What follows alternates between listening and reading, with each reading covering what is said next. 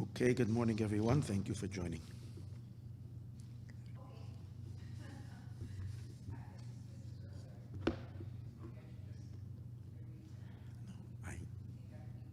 I need it for the online. This is going to be listened by a lot of people, yeah. So, no, but it makes it so much more energetic. Anyways, okay. So we're holding over here in the series Mashiach Decoded, and we're learning about Mashiach the process, and the question was, what now? And in the earlier classes on this subject, which we've given two already, the idea that we developed is that, especially after if you listen to last week's class, which was a throwback to the class before that called Progress Report, in which we realized the unbelievable time that we're in right now, even though it's a shame, I would say a shame that's most people are completely clueless about this unique, powerful time that we're in right now. Last week we discussed the Besuras HaGeula, that the Besuras HaGeula happened already, and that we're in a unique time that is after, it's literally compared to the time when Moshe Rabbeinu came to Mitzrayim, notified the Jewish people that the Geula is going to happen, and then there was a pause, and actually things got worse until they got better.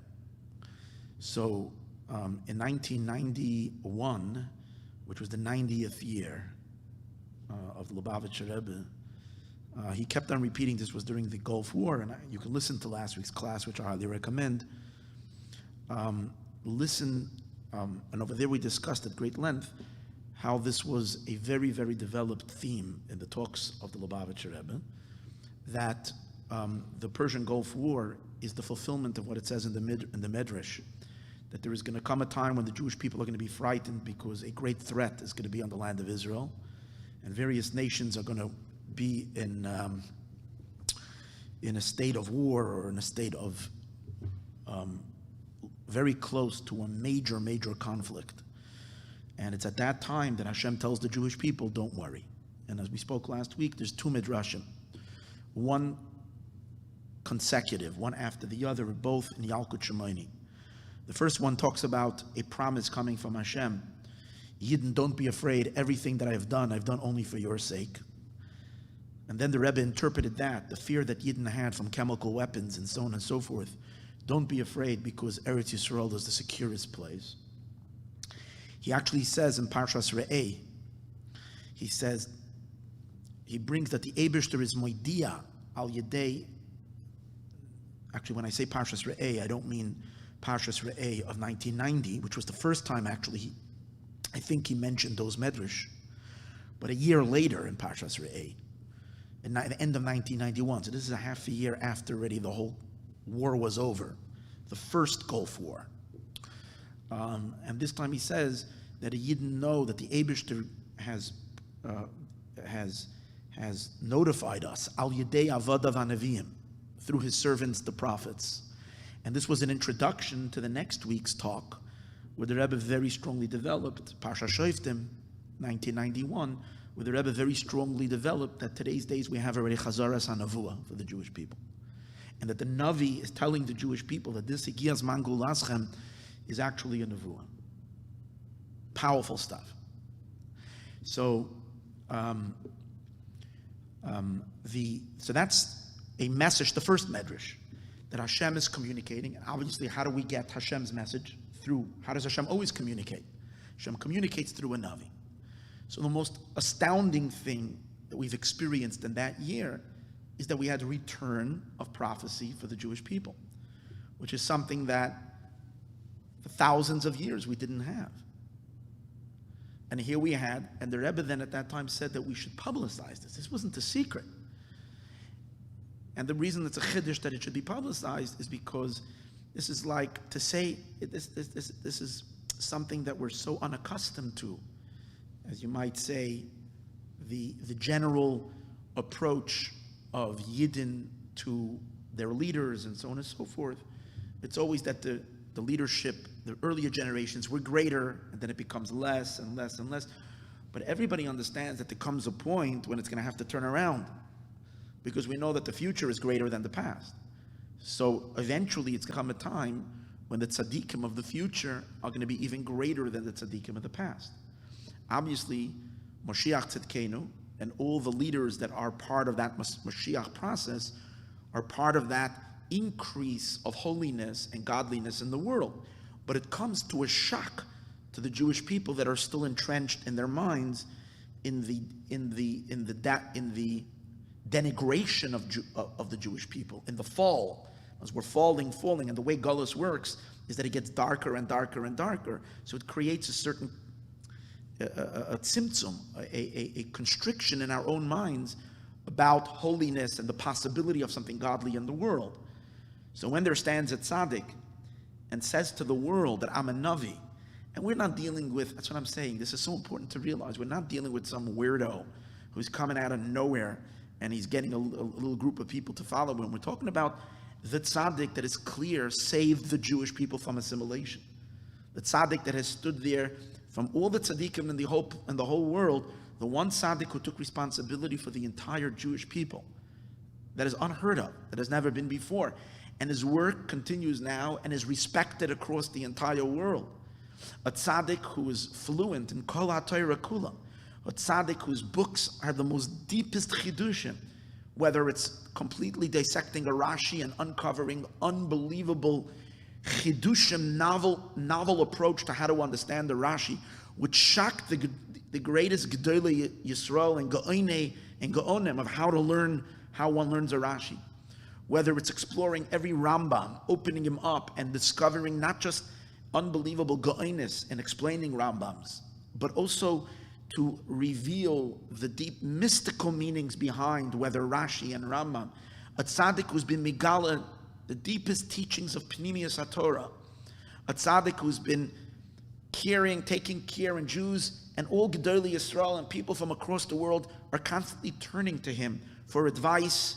And in every issue which faces a threat to the Jewish people, he is the one solid voice that doesn't have any doubt or any question, strong and powerful and decisive in every single situation. And that tzaddik says about himself that he is a navi and that he's coming to telling the Jewish people that this is nevuah. That, of course, is a shock, but something that we have to realize must be taken very, very seriously. The second idea that the Rebbe medrash, that the Rebbe mentioned, and I spoke about that last week, is that in addition to the nevuah coming from Hashem, that war that happens in the Persian Gulf, Melech Paras Mizgareb and Melech Arvi, that the king of Persia starts up with the king of Arabia, and they go to Aram to take. The Rebbe says, the Medrash says, that happens in Shana Shemelech HaMoshiach Niglaboy, the year that King Moshiach reveals himself. And that Moshiach himself, that time, is the Mavaser HaGeula. He himself is the one who notifies us about the Geula. And he stands on the roof of the Beis HaMikdash. So in the year Tafshin Nun Beis in 1992, the Rebbe said that these two midrashim, and also in the end of Nun Aleph, we spoke about it last week, in Shabbos Parshas Balak, and in Shabbos Parshas Nosai, but really in Shabbos Parshas Balak, but then he mentions it again in the following year, Parshas, I think, Chayasara. He says, the two midrashim have already been fulfilled. That means that we've had already his galos of Melech HaMashiach, and Melech HaMashiach has already told the Jewish people the Besuras HaGeula, and that he's speaking al Gag Beis HaMikdash. Gag Beis HaMikdash means from Chutz Li'aretz, from outside of the Holy Land, from his shul outside of Chutz Li'aretz, outside of the Holy Land. These were siches and talks that were printed, and everybody can read it till today. So when we realize the awesomeness of that, obviously it becomes very, very, very painful that we would expect after Moshiach has come to the Jewish people and revealed himself to the Jewish people and given us the nevuah that the Geula is about to happen, that at this point, it's already 25 years or 27 years later, Ve'eni tanu yodei adma, and it hasn't happened yet. But one thing is for sure, we realize that there's a responsibility for us. And as I mentioned last week, and I'm going to repeat this again, the light, obviously, if you think about this, the unbelievable light that came to us during those 2 years of talks is so bright. And we all know that when we are in a dark room, and then you go into you go immediately into something very, very bright, then our eyes can't take the light. It's clear to me. Again, I'm here to analyze in a true, real, honest way. And it's so very, very clear to me that because we Yidden have been 2,000 years in Gullus, which is in the dark, and we suddenly faced such incredible light, so even those that are the closest to the source of that light and to the light got blinded by that light. And as a result of that, went or continue very strongly to be powerful, strong followers of the Rebbe, and are very well versed in all the sichos and all the talks that the Rebbe has given throughout the years in Likutei Sichos and in the Memorim and so on and so forth. But for some reason, there is some kind of a klipa, some kind of a block. It's a mental block and an emotional block, and I'm not going to go through the psychology probably of all of this, that has kind of cut us off from sitting and actually reading these talks and seeing what was told to us. And that could be the reason why it's taking so long. It could be the very reason why it's taking so long is because we were given a very clear guidance of what our job is to do right now, during this particular period of time, between Bias ben David and the Geula, which, as I mentioned earlier from the Sfas Emes, is something that we are to expect by the coming of Mashiach, that there will be a period of time between the two, and something that we need to do, but we're kind of intimidated. And I think it's not about intimidated. I think what mainly is going on is that there is a lack of simple awareness. In other words, when we don't learn this and we just say this, so if you say it without studying it, you sound like you're a little bit of a lunatic. Like, what are you saying? It's like, like what is being said? That's why I'm saying all of this is printed, all of this has been spoken, and then when we read it slowly and we analyze it, we see it follows a progression, a very, very concise and specific progression of revelation.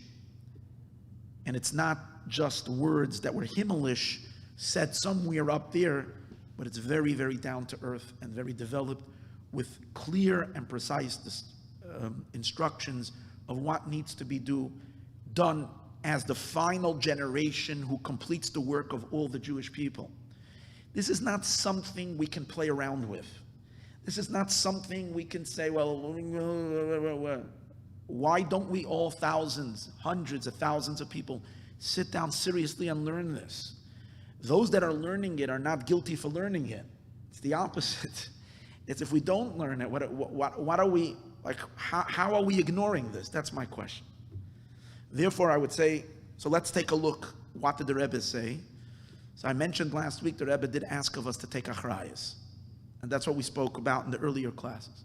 We are responsible for the redemption, which means that we need to realize that it's our business. But then I mentioned to you there was a second phase during those years. And the second phase that the Rebbe had spoken during that time is that we are standing al saf hagiyula. And the saf hagiyula means, literally to translate that, it means on the threshold of the redemption. These are new words. We haven't heard that before the Sichos of Nun Aleph, before the Sichos, before the talks of 1991 and the talks of 1992. The Rebbe was very careful. The Rebbe did not use those words. The Rebbe would always say, We're still in a golus. We're in a golus choshech kafel umachupel, in a very, very dark golus. We can't chas v'shalom see the period that we're in as aschalta the geula, the beginning of the redemption. So even though the Rebbe doesn't use the term aschalta the geula, but in 1991 and in 1992, from Shabbos Parshas Balak and onward, he starts using, and primarily from Shabbos Parshas Balak, which is in the middle of the summer, I would say July, through Simchas Torah, which is beginning of October. So from July through October, the Rebbe keeps on using again and again and again, and then later also, but primarily during those talks, that we are standing al safa geula, which means at the threshold of the actual redemption. And he doesn't say that in a very theoretical, abstract way. He's calling to every single Jew across the world. Now, I want to say something. The Lubavitcher Rebbe never spoke to Lubavitcher Chassidim. If you take a look at all of his letters and everything, the Rebbe addresses the Jewish people as a whole, because he's the leader of world Jewry. He definitely saw himself as the leader of world Jewry. And therefore, when he sends letters, it's always Alachenu b'nei b'nei Yisroel. And we also know that the Rebbe sends letters, it's amazing, to the biggest rabbis and giving them instructions about certain things. You see, when people come to visit the Rebbe never shies away about telling them, the greatest people, what to do. It's like, you say like, wow, like usually you don't see that in meetings of people. Because the Rebbe knows who he is. He knows he's appointed by Hashem to be the leader of the Jewish people. And therefore, he doesn't shy away from the appointment. Whether it is recognized at that point or whether it's not yet recognized is irrelevant to where he is coming from. So the Rebbe at this point speaks to the Jewish people, to every single one of us, and says to us that because we are living in a Zman Miyuchad, in a very, very unique time, in a very special time, it is time has come that we actually start living in the consciousness and behaving in a maimad and a matzah, which means in a condition and in a way that it is appropriate for a person to live after the coming of Moshiach, in the days of Moshiach Mamish. So let me read to you the quote from the first time the Rebbe mentions it. In other words, generally when we say we are standing al safa geula, at the threshold of redemption, it means we're very close to the redemption. It's something that is about to happen, but it hasn't happened yet. So where are we now? We're still in Golus, and we will one day have Geula. But what's unique about those talks from Shabbos Parshas Balak and onward is the Rebbe is seeing Safa Geula with repercussions and consequences, not for the future, but already right now. And obviously, if the Rebbe stated very, very clearly, and this is the absolute truth, that we have already received the nevuah from the Eibishter, that Yidden don't be afraid, the time of redemption has arrived. And the Rebbe said that we're already holding after the time that Shana Shemelech HaMashiach Nizgala Boy. And the Rebbe uses the word also from the Medrash, as I mentioned in last class, where the Medrash speaks on Koil Doidi Hine Zeba, the voice of my beloved is coming, which is Mashiach Tzidkenu, as he's coming to the Jewish people. And that Yidden are already pointing with their finger and they're saying, Hine Zeba, this is him. And the word the Rebbe uses, Shekvar Ba, he came already. So we can imagine what kind of period we're living in.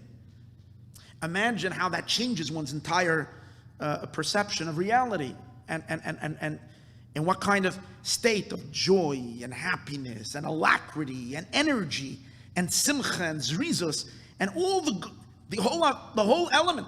Imagine Moshe Rabbeinu came to Mitzrayim, even though after that it became very dark and very difficult. We all understand that the very fact that Moshe Rabbeinu came to Mitzrayim to tell the Jewish people that the Geula is happening, that's a game changer. That completely transformed the entire experience, even though technically things became dark and harsh and excruciatingly painful. As that relates to this situation, it's exactly the same. Once we have B'suras HaGeula, it's completely different. But here, in this particular talk, the Rebbe calls for a complete shift in our behavior. Look at this. The Chiddush Noisev, in that talk, by the way, it was a talk on Shiv Asar B'Tammuz. It was Shabbos Parshas Balak, the 17th day of Tammuz, which is generally a fast day.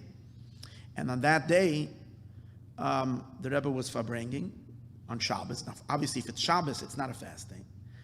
But you can see that the work of all those tzaddikim that are part of what we call Malchus Beis David, the kingship, the family of David HaMelech, especially as that family, as we're getting closer to Bias Mashiach, stronger and stronger, we see that they battle the exile. That's their avoda.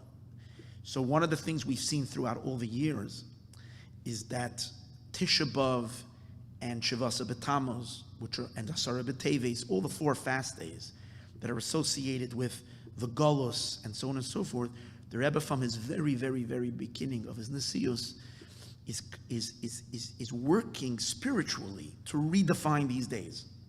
And how does he do that? He uncovers a positive dimension to the fast days, and again and again and again, he puts it into our heads, not to see the darkness of these days, but to see the great diamond, the great light that's buried in the darkness. And as the years progress, we're going to see he emphasizes more and more and more of the good. But it reached the peak that final year, Shavasa B'Tammuz and Tisha B'Av, which both of them came out on Shabbos. The talks that the Rebbe gave, and as we're going to see soon, not only his talks, but his actual physical behavior during those, as we say, Maisarav, his actual behavior during those fast days was extraordinary. And it was a clear, not just instruction, but a clear demonstration of the unique period of time that we're living right now, is that the Golus is crumbling and the Giyul is actually, as I mentioned last week, we are actually in the twilight zone between Golus and Giyula.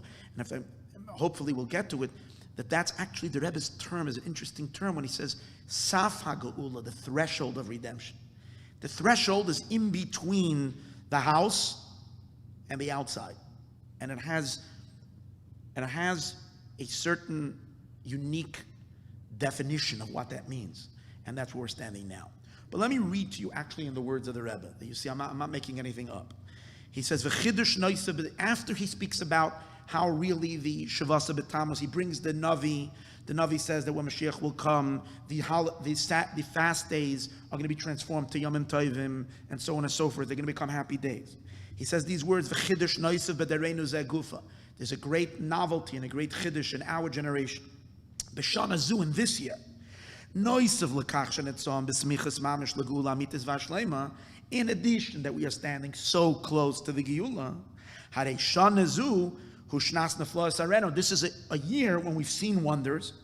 Hashana, this is the year shabo yekiyum hayiyud. It will be fulfilled the yiyud.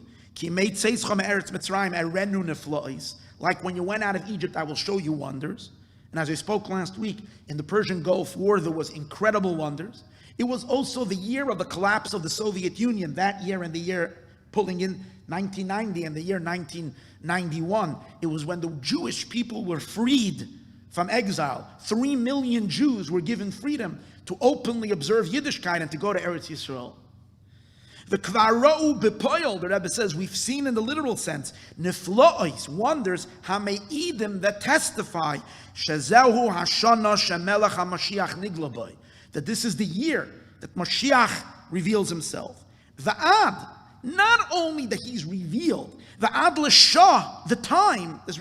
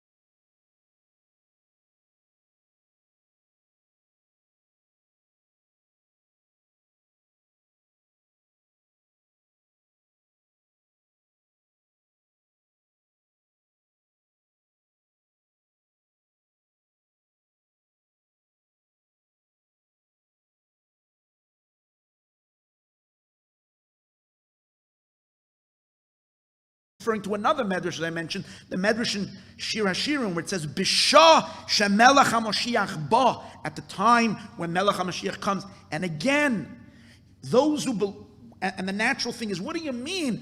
How can it be? And I hear this complaint. How can it be Mashiach comes and not all the Jewish people run and accepted him? Well, look in the Medrash. In both these Medrashim, it says there is a dialogue.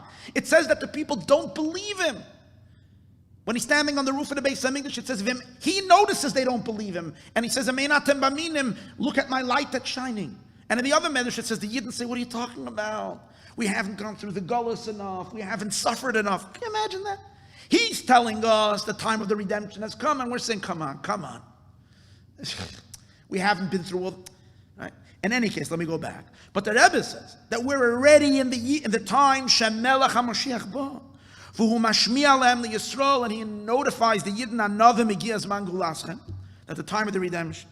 Kedivrei Yalkut Shemoni, v'ad lahachraza, to the point when we announced already, Hinei zeh HaMelech HaMashiach ba, the King Mashiach is here. We're pointing with a finger. And here is the stunning words that I mentioned last week also. Shekvar ba, he came already. Hainu sha'oimdim kvar, we're standing already al saf hascholas yemois HaMashiach. We're standing already at the. He's not talking about, the general Erev HaGeula, Ikvisa de Mashiach, the threshold, the heels of Mashiach that have been spoken about from the days of the Arizal. He's not even talking about what the Friediger Rebbe said, La'alta l'tshuva, La'alta l'geula, where he's a Mashiach. And again, this is a progression over the talks that were said earlier. Earlier than that, the Rebbe was saying we're holding mamish after the. And a Yid now at this moment has to do everything he can with his or her full concentration to know that the responsibility to bring the Geula is on them, and you have to do everything with all of your concentration to bring Moshiach. That was spoken about till this Shabbos. On this Shabbos, there was a major advance in the guidance to the Jewish people. That because we are living already at the zone when Yemoisa Mashiach is starting, or at the threshold of it, we are given the opportunity and therefore the responsibility that we ought to change our entire psychology and a way of living. We should be living in Moshiach's times. Al Yedei Zeh, how do you do that? What does it mean? You start living in Yemoisa Mashiach. Shahaseichel nase memule v'choder ba'avana v'hasaga binyanei Mashiach v'geula shebetar. The Rebbe says to change your entire perception, your entire reality, your entire mode of existence from a exile mode to a geula mode, and this should be done not chitzoniistic, not in a superficial, external, false way. But obviously, in order to this, or not to say false, but makiftig away, where you're just enthralled by excitement, but you're not really internalizing. In order for this to be done in an internalized, pneumistic way, like Chabad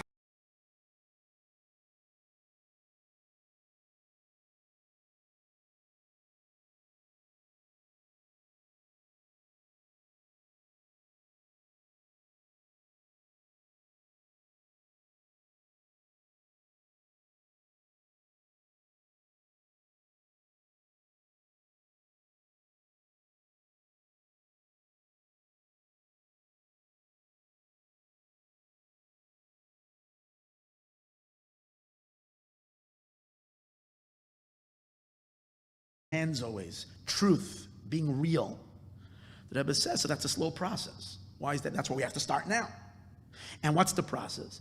The process is that first you fill your mind, your intelligence, with the ideas, with the concepts, with the Torah ideas of what Mashiach is going to be like. When you know Mashiach deeply, you know what it means, life after Mashiach. You intellectually absorb it and understand it. Then what? As your mind becomes, your headspace becomes filled with that reality, slowly but surely it begins to influence your emotions. And therefore, From the seichel, it extends down into the heart, based that we know that our emotions follow what we are intellectually, what we are mindful of. Right? A lot of things that I have zero excitement about, not because they wouldn't excite me, because I know nothing about them. Right? I don't know anything about them. If I would study them carefully and fill my brain with them, I would get excited about a lot of good stuff that's out there that can probably be helpful to my life, enhance my existence. Each and every one of us knows that. But when we don't probe or learn or expose to stuff and bad stuff, right? So we know that's why we have to keep our mind very careful not to read that which is not good, because then we create emotional associations and attachments to things that are not good. But in good things. So the Rebbe says that by filling our minds with information about Moshiach, it will eventually hit our heart. And from our emotions, which is really what we say you're turned on, we need to be turned on and excited about the magnificent world of the days of Mashiach. Emotions influence behavior. Because it's like what you're excited about, that's what generally will create your thoughts. Our thoughts are driven by our emotions, and from our thoughts comes speech. So if you, for example, saw something that was very bothersome and really bothered you, so we know already it becomes very, very difficult. You say, always we speak about, being careful not to speak Lashon Hara. When does it become difficult not to speak Lashon Hara? If you saw something that really, really perturbed you, and it's bothering you, and emotionally it got you upset. Let's say it's something that was an injustice that was done, really bothering you. And therefore you just want to talk about it, but there's no reason to talk about it unless you're doing something constructive to speak to what needs to be done. But it's time to go and yenta about it is forbidden. But why? When does it become a challenge? When you're worked up. Why are you worked up? Because emotion. If you just intellectually perceive that there is something not good, it won't create the impetus to talk about it and to do something about it. Emotions drive behavior. And the same is for good. When intellectually you understand something and emotionally you're excited, it will naturally translate into thought, speech, and action in accordance to that. So in order for us to live in a Mashiach state, which means daily behavior in a world of goodness, in a world of holiness, it requires that we realize that we're living already in a godly time. Again, what's the content of Yemosa Mashiach? Content of Yemosa Mashiach is that the Eibishter is tangible and God is very real. And obviously in that state of existence, we live as godly people continuously. But again, how do you get to that? It's a process. So first we start, once Mashiach will come fully, and the Eibishter's light will shine across the world. So this obviously is going to happen naturally to everyone. But the Rebbe says we're living in a unique opportunity where now, because we are now moving into that time, now we need the assistance of studying. When we will study and we will learn, we can start sensing Yemosa Mashiach already now, intellectually, emotionally, and then in action. In a manner that is appropriate to this unique time, that we're standing on the threshold of redemption. Again, I'm quoting the actual words of the talk. In a time that we are already showing with the finger, see, the Rebbe is saying, we're sitting here by a Fabrengen. I'm talking to you. And what? We're already in a time where you're pointing with your finger and you're saying, if that's the case, it requires a complete change in your behavior. So how are you going to do that? You know what? Learn, fill your mind, fill your heart, and that will translate into behavior. So that's a very big chiddush. So the Rebbe is clearly saying the way to live it is to learn it. Learn it, and you'll be able to live it. Now, let's go back a minute to what we discussed in earlier classes. This novel idea of learning about Moshiach, studying it and learning it, did not begin in Shabbos Parshas Balak. It actually started in Shabbos Parshas Tazria Metzora. So we're talking probably about 2 months earlier. Tazria Metzora, and that Shabbos, is when the Rebbe, for the first time, initiated this project of learning about Geulah Mashiach. Now, what's interesting to note, which I didn't get to yet say in any of the other classes, when the Rebbe said it's our responsibility to bring Moshiach, and the Rebbe said, I wish and I hope that what? That some people are going to take me seriously, and you are going to sit down, let it be 3 people that are going to make it their business to bring Moshiach. And that you are going to be metakes eitza. Metakes eitza means you're going to sit down and try to figure out ways how we're going to bring Mashiach. And I discussed this in the earlier classes. That means that we feel that it's our business and we must make it happen. This way or that way. And then we come up with all kinds of different plans of what we're going to do. So in a sense, we might look at ourselves today and say we're total failures because you haven't done it yet. I wouldn't chas v'shalom say that, because certain things that we did, actually the Rebbe accepted and implemented. This whole notion of learning in Yana Geulah Mashiach in order to bring Mashiach, even though of course it could have come from the Rebbe, Momayla Lamata, from above down, he could have given it to us, but he didn't. He allowed us to discover that. What happened was that week, after that bomb talk, there were a couple of Bachrim who decided, people were thinking, what can we do? And someone came up with the idea. A few of the Bachrim at that time, learning in 770, they came up with the idea, let's make a sheet, and in that sheet we're going to make Mara Makomos. Mara Makomos means we're going to indicate an index sheet, in which we're going to give all the places in where our talks, which explain Yemaisa Mashiach, Biasa Mashiach, and so on and so forth. It was their idea. I mean, when we learn Torah about Mashiach, hopefully that can be one of the things we can do to enhance its coming. In the talk that came that week, Parshas Tazria Metzayra, the Rebbe suddenly talks about this concept, that we should learn in Yana Geulah, and it's clear, and they handed it in to the Rebbe that this is a sheet. So then, after that, they put together 4 sichas, 4 of the Rebbe's talks about Mashiach from the earlier sichas, put it together in a pamphlet by the name Dvar Malchus, and the Rebbe not just approved of it, but he himself handed out the booklet, which means he at that point accepted and saw, yes, that's it. That's one of the ways. Not only one of the ways, but he says, Derech HaYeshara, the most direct way, when the Jewish people finish all the work to prepare that needed to be done in Gullus, and we are standing at the last moment, and we're still trying to bring about the greatest revelation of all time, the Geulah, and we're trying to figure out what it is that we need to do, the most appropriate way is to learn Torah regarding the Yana Geulah Mashiach. But what is the Chiddush? What's the Chiddush of Shabbos Parshas Balak? The novelty that came in that week over what was said earlier. In the earlier weeks, for those 2 months, the whole drive to learn Geulah Mashiach is that by learning it, it is a segula, because when you learn, Torah precedes the world. So when you learn in Yanim, and the world was created based on the Torah. So when we fill the Torah atmosphere, filled with Mashiach subject, it's eventually going to start making that reality. It's going to translate from the blueprint into the building. So when Jews are learning Torah, they're learning every subject. The subjects that we are learning really, until now, is all about fixing the darkness. That's phase 1. The Rebbe says we finished that work of fixing the darkness.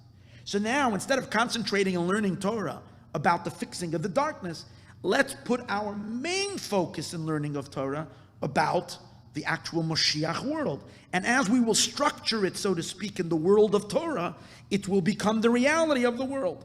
Comes out that the learning of Torah was in order to effect a change that should happen. So Torah is going to help the process, help the world experience its transformation, its final transformation. In Shabbos Parshas Balak, the Rebbe is introducing a new idea. It's not only so that we should bring Geula, it should cause the Geula to come, but that the learning of Torah regarding Inyane Geula and Mashiach has a much deeper impact as well. Is that enable us to start living now in the time, because we have to live with reality. Who decides reality? Is it our perception? Our perception could be very wrong. Especially after 2,000 years of spiritual abuse. A person that has been abused has a very distorted sense of reality. Everybody knows that.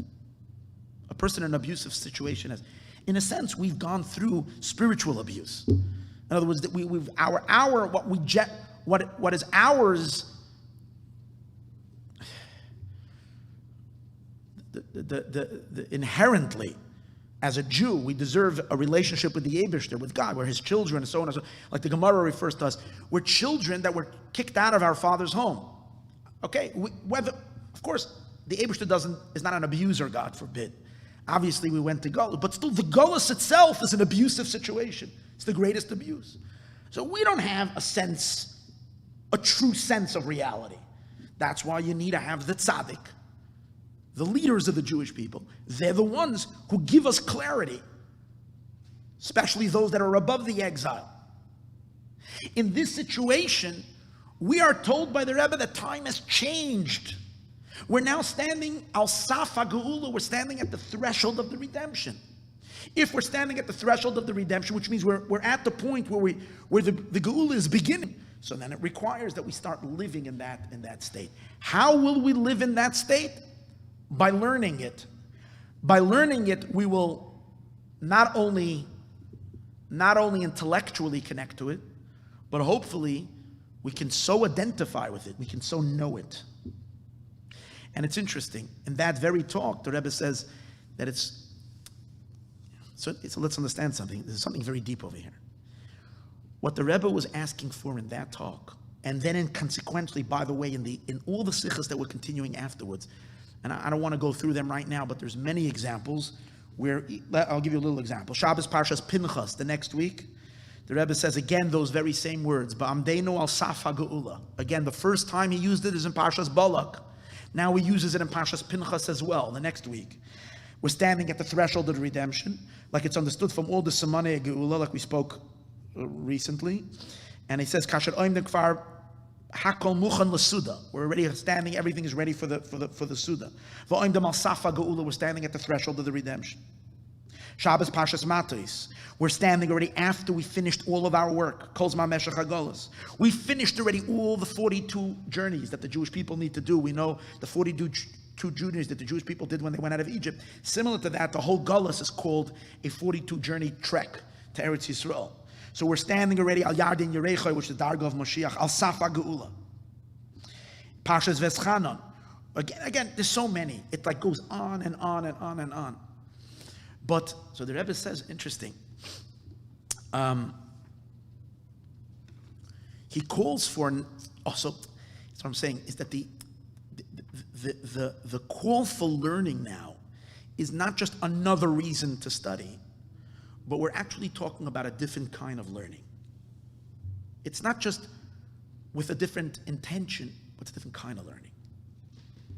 And that is that the study that the Rebbe had introduced to us and called us to do is one that has to be in a way where we realize that we're not talking about a distant or a reality that is far from us, but we're talking about a tangible truth and a reality that is current and now. And the difference between them is when you're learning, and that when you're learning as a segula to bring Mashiach, you don't have to learn it in a manner of das. In other words, you don't have to so much connect to it. You're learning it. You're learning Torah. Torah has a koach to affect the world. It doesn't have to do with you. It has to do with the koach of Torah that affects the world. And when a Jew learns Torah, he stimulates the power of the Torah to affect the world. But you yourself, we ourselves, can remain detached from it. But if the learning of Inyane Geula Mashiach now takes on a whole new meaning, it's current. Right now, the Geula is starting for the Jewish people. And we need to get on the bus. We need to get onto the train. That means we have to go for the Geula ride. If that's all we need to do, so then we have to learn it in a way, not in a way that is distant and removed, but in a way that's very personal, very, very, very, in a way that is you feel that it's mamish applicable to here and to now and to your life. If anything I can say, the Rebbe actually says that the learning, in that very talk, he actually says it over here, which he never mentioned earlier. He asks a question. How can we say you should learn about Mashiach? We know Ein ben David ba elo behesach hadas. Mashiach will only come when it seems like when we divert our attention from it. He will catch us by surprise. And I'm coming and I'm saying that what? That you should put your das, you should learn. So he says like this, Afsham ruchazal shemashiach ba behesach hadas. That Mashiach comes with hesach hadas when you're not thinking about it. Ein ze bestira chas v'sholem. It's not a contradiction. L'machshava v'hizboinenus ba'oifen shel das. See, this is the first time the Rebbe is talking about it, that when we have to learn about Mashiach means not just to learn it as some beautiful fantasy world that might happen, that is going to happen one day, but to realize in a manner of das. Shemekasher Ditoy bekesher amitz v'chazak. He quotes a piece of Tonya. That means, that das means that you bind your mind in a very strong way. Shafto you deepen, you insert your thought, you fix your mind deeply on it. Binyana Mashiach and Geula, in the matters of Binyana of Mashiach and Geula. And the Rebbe says, what does it mean to fix your mind on Geula? It doesn't only mean to fix your mind on the idea of Achdus Hashem, of Ein Od Milvado. No, the Rebbe adds over here, this is very important. When we say fix your mind, means that you think deeply in this very idea that I am telling you, that all of this is happening now. The contemplation. Leida ulahakir, to know and to recognize that we are standing now already in that state. Why? Because we finished already everything. We did tshuva already. It's like, yeah, the Rebbe says we did tshuva. But I know. No, think that deeply. Come to a recognition that the golus is over. Nothing is here left that's in the way. We're already standing after tshuva. We're already at the beginning of Yemei Mashiach. And make that your das. And the Rebbe explains why it's not a contradiction to Hesach HaDas. It's not a contradiction to Hesach HaDas, because the Rebbe says after you das it, after you bring it into your das, Hesach HaDas means beyond your das. It becomes, it reaches you, it touches you in such a deep place that you go out of your mind with it. Meaning you don't connect to it only through your das, you connect to it with your entire being, which is beyond das, which is not the subject for today. But what I am saying is, how come the Rebbe is bringing this problem up with Hesach HaDas only in this talk, Shabbos Parshas Balak, and he should have questioned it in Parshas Tazria Metzayra. As soon as he introduced the concept that you have to learn about in Yonah Gula Mashiach and Parshas Tazria Metzayra, he could have asked the question, hey, how can I make this suggestion? It's going to cause all the Jewish people to focus on Mashiach, and if they focus on Mashiach, it's not going to let Mashiach come. Shouldn't the Rebbe have asked that question then? And the answer is no. Then it wasn't a question. Because the learning then didn't necessarily mean to learn it in a way that you have your das connected to it. You're learning with your chachma and your bina. You're not necessarily learning with your das.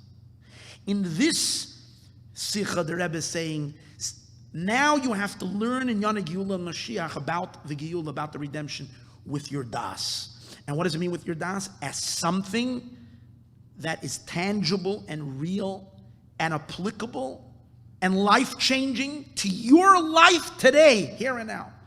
To understand this, I mean, obviously, for those who've learned Chassidus, this is a concept that you know already. For those who haven't, one of the illustrations for the story of Das, for appreciating the concept of Das, is the story that is told, the Rebbe himself told the story, that there was a villager that received a letter.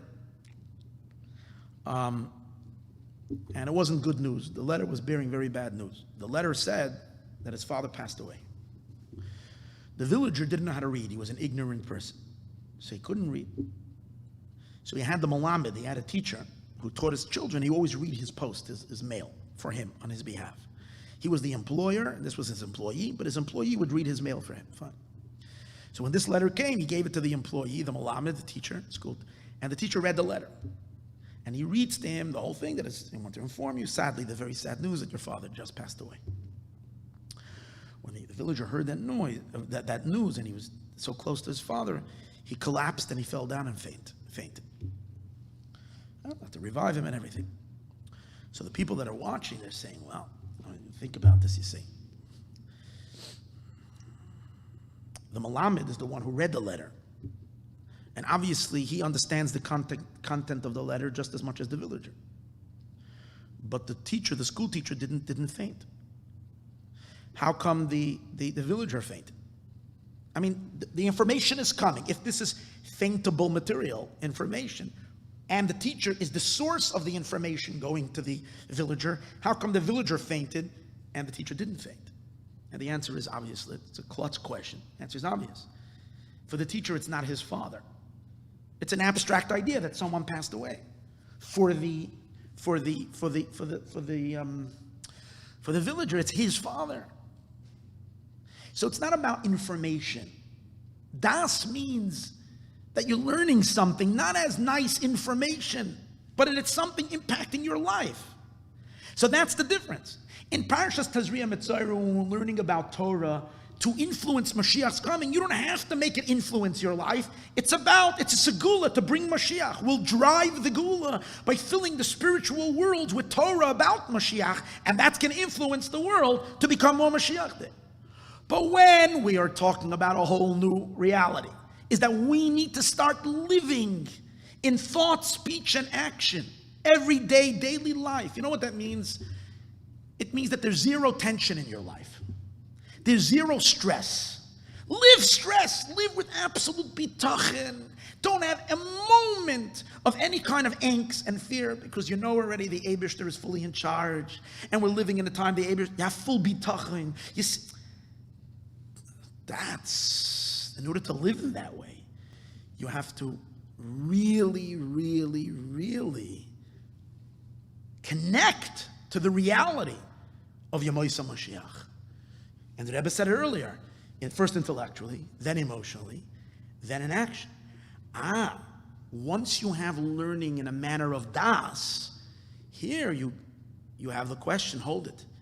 This is in conflict with the concept that Moshiach has to come behesach hadas. So the Rebbe has to resolve it in the way he resolves it. But we see over here that we're talking about a different kind of a learning, a different kind of a connection. Again, the secret over here is the learning, the study, but the method, let's say, is the study. But the objective, desirable state that we're looking for is that we actually start living in a Mashiach reality. Obviously, we all understand what I'm saying right now is very general. It's very easy to say. Live in Mashiach world. Obviously this has to be brought down, especially if we're going to apply the das to it, this has to be brought down into details. So let me see and share with you some of the Rebbe's practical applications to this idea that we start living in the days of Moshiach. So the first one that the Rebbe demonstrated himself, going back to Shivasa B'Tammuz, the way we connect to the fast days. As I mentioned to you earlier, being that Chassidus in general is already an introduction to the days of Mashiach, so Chassidus fights the darkness. To realize, Chassidus is not just teachings for us. Chassidus is an energy of transformation. It's an energy that is it's a light. It's a godly infusion of the redemption that battles and combats the Gullus. Gullus is a ferocious beast. We have to realize that. And what's my proof that Gullus, is a ferocious beast? After all these incredible sichos, we still see that the Gullus somehow has still a grip on all of us, on all of our minds and hearts. Instead of us dancing on the street every night and every day in the realization that Moshiach came already, and that we're standing in such an amazing time, and we should all change our lifestyles and start living, which we should have done, especially as Chabad Chassidim. And this would obviously have an impact on the rest of the world. The sneaky insidiousness of that gullus and the viciousness of it is that it creeps and numbs us, closes our minds, clogs our ears. We can't hear Moshe Rabbeinu telling us Mamish, what it says in the Chumash, like Shamu El Moshe. We don't hear what Moshe is saying. I'm not complaining about anybody else. I'm talking about myself. I'm standing here talking about this, but the reality of this hasn't hit me yet. If the reality of this would have hit me, I would be a complete different person. It had, but at least, okay, I'm working now. I'm learning about it, and I'm sharing it with everybody else. But so the Golus is a ferocious beast. Chassidus has been from the Baal Shem Tov, from the very beginning, the powerful antidote and the power that's going to rip the Golus away from the hearts of the Jewish people. So of course it started with the Baal Shem Tov, telling a Jew you're not a lowlife, telling a Jew you're not an ignoramus, nobody, you're a chelik elokayim emal, you're a piece of God from above. Came the Baal Shem Tov, and the Baal Shem Tov said, potato, you're not a potato. You're a spark of Hashem that inside is giving you life. Einoid Malvadoi. So you realize Chassidus is coming to diffuse the darkness, the concealments, the klipa of the exile. And therefore, part of what Chassidus has to do, it has to take on the powerful days of exile, which were the days of sadness and darkness and gloom, doom and gloom days, Tisha B'Av. Now, Halacha, we're in Golus, so we have to honor Tisha B'Av and be sad. Chassidus came along and said, let's chill out on the sadness. And then as the days passed, the Alter Rebbe started giving different mishalim. Don't look at the pain of the slap. Golus is a painful wound. We got beaten by Hashem. Hashem gave us a real punishment. Realize that, take a look at the deep love of a father who loves his child. And the father himself is cleaning the filth of the child. See the love, don't see the smack. Don't see the anger. Don't see the wrath. See the pneumias. But you see in advance, the first mashal of the Alter Rebbe is, take a look that there's really deep love in that rebuke. That's stage number one. Then comes the Alter Rebbe, and the Alter Rebbe says later, no, even deeper. That really the Golus is not really because of the Golus, it's really because Hashem wants to bring us a much higher revelation. So the whole Golus is really the beginning of the Geula. That's redefining it. And you take a look in the Rebbe Sichos, you see that the Rebbe keeps on advancing this idea stronger and stronger and stronger. We should not see the Golus.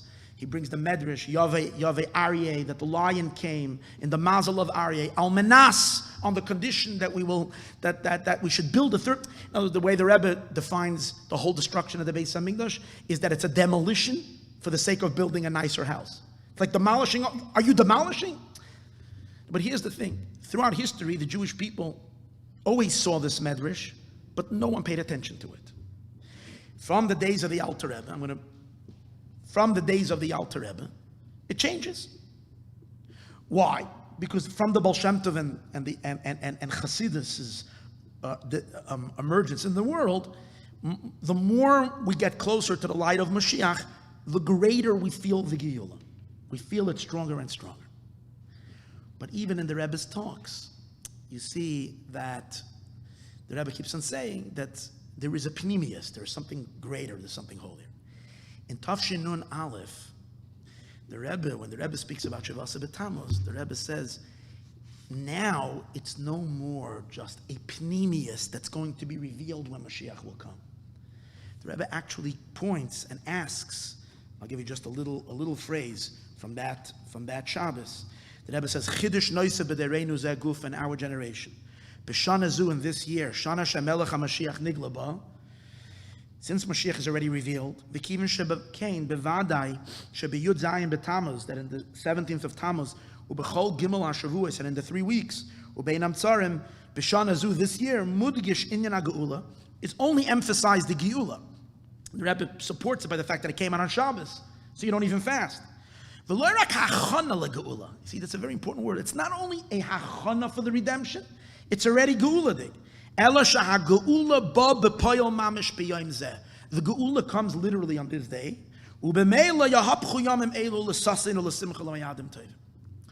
So if we can use an analogy, imagine if, now the Rebbe never called chas v'shalom for anybody to disobey Shulchan Aruch and say today's days we don't have to fast. Anybody that does that is violating halacha. You can say with all the things that I've said earlier, Mashiach came already and all. Anybody that does that is violating clear halacha. So that needs to be understood. However, we will understand. Imagine if Tisha B'Av in the morning, we all come to shul, and suddenly we get an absolute notification, and there's no shadow of a doubt, because everybody hears a supersonic sound that tells everybody that in a couple of hours, Moshiach Tzidkenu is going to reveal himself completely and take the Jewish people out of Gullus. In a way that it's absolute convincing, there's no shaila, there is no doubt that that's what's happening. We will continue fasting, because we have no right to break the fast halachically until we actually have Bias Mashiach, and we're told by the Sanhedrin, whoever it is, that the Tisha B'Av has been canceled. But we can understand that the attitude on that Tisha B'Av would be completely different. That you would be filled with joy, not with sadness and darkness and so on and so forth. The joy. So that's what the Rebbe is telling us in that year Tisha B'Av. We're already at the Saf HaGiyula. We're at the beginning of Yemei Mashiach. And therefore, it's no more a hachana. So our Shiva Asa B'Tammuz is not a dark day. Quite on the contrary, this is the greatest, happiest day b'pnimius. Now, does that mean that we actually go out and dance? B'poil mamish? Well, let me show you something interesting. Let me first give you a little bit of an example of that we can understand the progress of how the Rebbe is changing Shiva Asa B'Tammuz and how we see the main idea that in our days we actually live already with Bias Mashiach and its practical implication regarding the fast days. Imagine someone that is given a prison term, okay? Someone has been sentenced to 5 years or 10 years in prison. And the way it works is that the day that they were sentenced, on that very day, let's say they were sentenced and they begin their sentence on March 22nd. So in 10 years from then, March 22nd, they're going to go out of jail. So when it comes March 22nd, the second year when the person is in jail, it's a very sad, depressing day for the person that's sitting in that cell. Because what he senses on that day is what? Not that in 9 years from now he's going out, because 9 years is a very long time. He is sensing what? This is the day that my misery and my tzaras began. The next year he's also feeling sad, because he's still sensing. But we understand that when he's holding already at year number 8, and at year number 9, the very nature of that day starts changing. Instead of seeing the day as the day where his misery, his anniversary of his suffering, he starts seeing that day as, wow, in 2 more years, this day finished, over, and the door will open up. And that's the way he feels, let's say year number 7, year number 8, even more, year number 9. When it comes to year number 10, and it comes March 22nd, at night, midnight, he doesn't know exactly when they're going to come in and actually open up the cell and take him out and call him to the office and hand him his paper that he's freed and he's out of jail. But we can understand that he can't sleep that night. And he's dancing, in his cell, he's dancing. That very March 22nd, which is a dark day, now it's a day. So the Rebbe, on Tisha B'Av, that very year, Tafshin Nun Aleph, on Tisha B'Av, the Rebbe also farbrengt with Chassidim. And the entire farbrengen in 1991 on Tisha B'Av was that this day is Mashiach's birth. The Rebbe wasn't concentrating at all on the darkness of the day. To show you even more, in the 9 days, they never would sing. When the Rebbe would come into 770, they never would sing. 9 days. When the Rebbe had rallies with children, the Rebbe would send to ask a Moira Hara if they're allowed to sing. Ask a rabbi, a rav, halachically. In Tafshin Nun, 1990, it was Rosh Chodesh Av, the Rebbe came in, everybody was of course quiet, it's the 9 days. The Rebbe went like this and actually started the singing. That was in 1990. And it started that, and since then, they started singing even in the 9 days. Happy tunes, opposite of Tisha B'Av. 1991, at the Tisha B'Av farbrengen, when the Rebbe was talking at Moshiach, or Shabbos, the Rebbe starts singing the Hakafa Niggin of Simchas Torah, his father's Niggin. Yanadai, yanadai, hey! On Tisha B'Av, Simchas Torah. Different thing. And you know what was amazing? Matzah Tisha B'Av, Sunday. But Tisha B'Av, of course, was Tisha B'Av. Matzah Tisha B'Av, on Sunday evening, as soon as the farbrengen, as soon as Myra was over, the Rebbe starts, hey! It's as if he's continuing the farbrengen that happened on Shabbos. They had to make a little interruption because halachically, we still have to we're still obligated by the halachis of Shulchan Aruch that since the Geula is not here, we don't yet have a third Beis Hamikdash standing. We still have to have Geula. We still have to have, the halachis of Golus, the halachis of Tisha B'Av. But yet, you saw that the Rebbe didn't consider Tisha B'Av anymore as a dark, sorrowful day, but as a day already of, it went so far that year in Tafshin Nun Beis 19, Erev Yom Kippur, even though Yom Kippur is not a sad day, the Rebbe is giving a whole thing on Erev Yom Kippur that since we're expecting Mashiach to come any second, so once they're going to be Machanach, the third Beis Hamikdash today on Erev Yom Kippur, so Yom Kippur is also not going to be a fast day, like it was in the first Beis Hamikdash, that when they inaugurated it, they canceled Yom Kippur for the festivities. That's called living actually. The Rebbe also added another thing, that when we learn in the 9 days we're supposed to learn in Yanim of Beis Hamikdash, the Rebbe, again, one of the institutions of the Rebbe, instead of focusing on sadness, reading Holocaust stories. In many shuls, many people love to bring themselves into a state of sadness. I'm not saying it's wrong. That's what people have been doing it's not wrong, it's just not with the times. That's what I'm saying. The Lubavitcher Rebbe said, let's stop with that. Let's make siyumim. Let's learn about the Beis Hamikdash. Let's focus on rebuilding. Fine. But that year, the Rebbe said explicitly that the learning, because we're standing now at the beginning of Yemoisa Mashiach Mamish, the learning about Geula, about Mashiach, should not be stam as a segula to build the Beis Hamikdash, but actually halacha l'maisa. You have to learn the halacha so much because you might be called to actually build it any moment. So you need to know exactly. And we all understand when you're reading something